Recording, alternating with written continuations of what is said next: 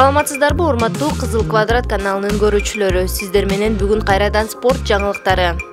Анда эмесе бизден алыстабаңыздар. UFC уюмунун чемпиону Валентина Шевченко UFC мушкерлеринин рейтингинде салмак категориясына карабастан 1-орунга жайгашты. Мындай маалымат аталган уюмдун расмий сайтына жарыяланды. Буга чейин 1-орунда жайгашкан бразилиялык мушкер Аманда Нуньес UFC 269 турниринде Жулиана Пеньяга утулуп чемпиондук курунан ажыраган. Мындан улам Валентина Шевченконун башка атаандашы рейтингде 3-орунга жайгашып, Валентина Шевченко 1-орунга чыкты.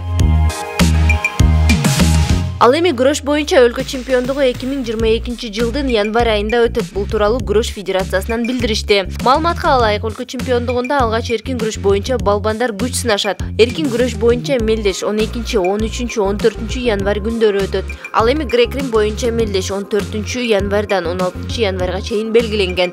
Күрөш боюнча өлкө чемпиондугу Каба Улуу Кожомкул атындагы спорт сарайында өткөрүлөт. Хабиб Нурмагомедовдун уюму аталган UFC'нин жеңил салмактагы чемпиону кыргыз мушкери Бусурманкул Абдибайыт уулу чемпиондук наамын февраль айында казак мушкери Жасулан Акимжанга каршы коргойт. Бул тууралуу Хабиб Нурмагомедов маалымат жыйынында айтты. Анын кезектеги атаандашы казакстандык Жасулан Акимжан болот. Менин оюмча бул беттеш февраль айында өтөт. Ал эми кайсыл жерде өтөрүн биз кийинки жумада аныктайбыз, деди Хабиб Нурмагомедов. 3 августта Чолпон Ата шаарында өткөн UFC 38 турниринде Бусурманкул Абдибайыт уулу орусиялык Руслан Яманбаевди техникалык нокаут менен жеңип чемпион аталган.